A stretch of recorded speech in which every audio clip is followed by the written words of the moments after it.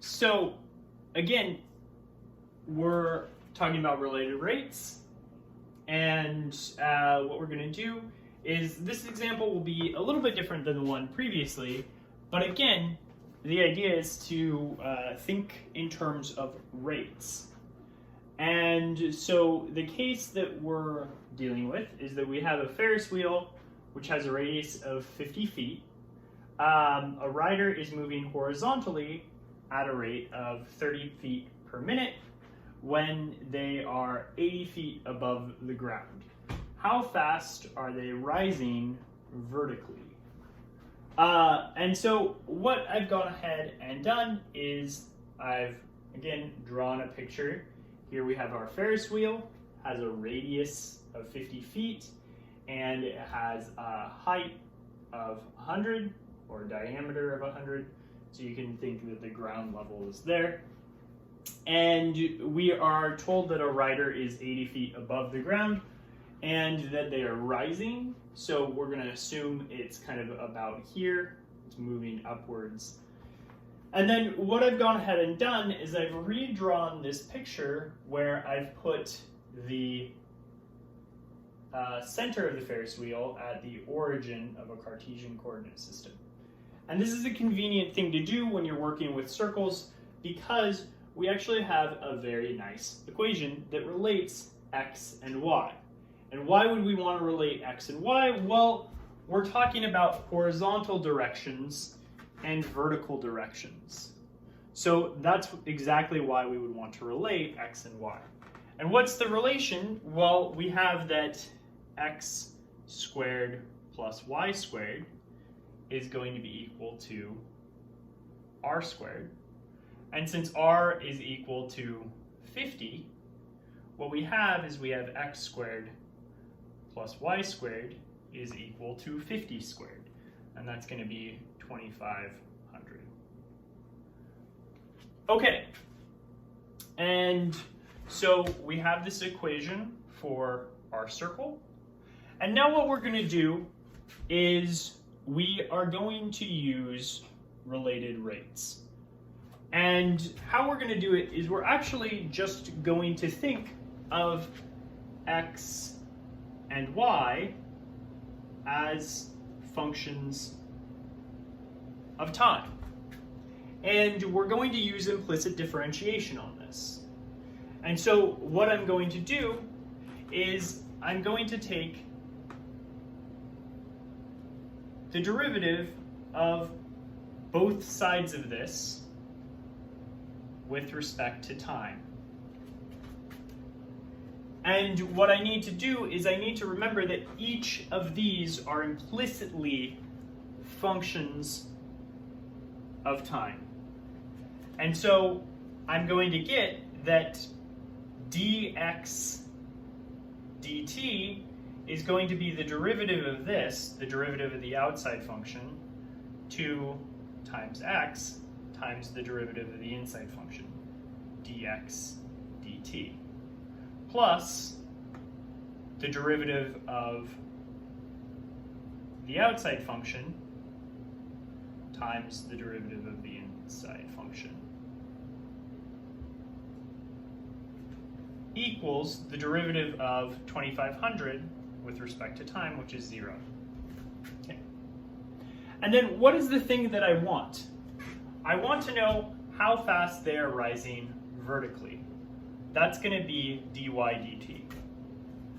Okay? So I'm going to solve for dy dt, and what I'm going to get is I'm going to get 2y dy dt is equal to negative 2x dx dt. I've just subtracted 2x dx dt from both sides. And now I'm going to divide both sides by 2y. And what I'll end up getting is I'll get dy dt is equal to negative x over y times dx dt. And this is where we have to use our information that we're given. We're given that they're moving horizontally at a rate of 30 feet per minute. That's going to be your dx dt. And so this is going to be negative x over y times 30.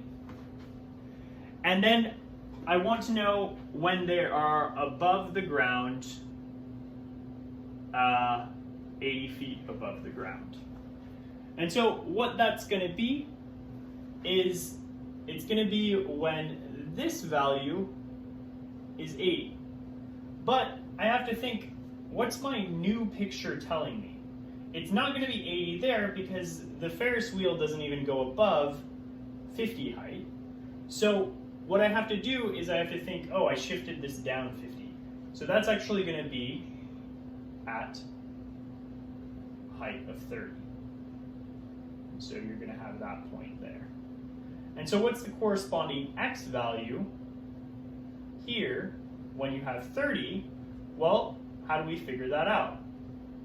We can use right triangles, and we can know that the hypotenuse is 50, this side is 30, and then this will be some value b, and we want to know that. So we know that b squared plus 30 squared equals 50 squared. And so this is going to be b squared plus 900 equals 2500. B squared is going to be 1600. And so b can equal plus or minus 40. Okay. So the thing you want to keep in mind is, where are we in your Cartesian coordinate system? We're over here. We're in the second quadrant. And so the value here has to be negative. So you're going to have negative 40. So even though when we're talking about the triangle has length and only positive length, when you're in a Cartesian coordinate system, the points can have negative components to them. So this is x equals negative 40, y equals 30, just to drive home that point.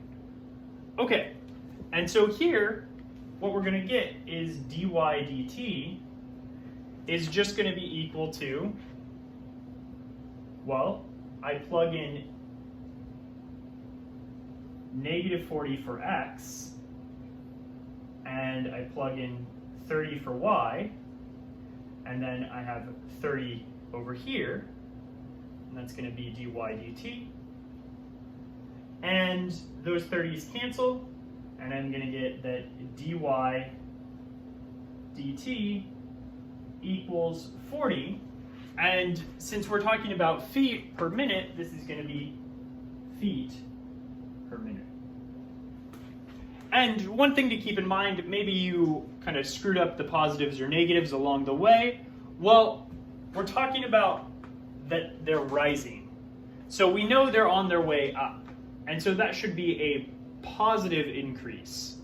If you were on this side, maybe you were over here, and you were descending, but you were at the same height, then this value should be negative.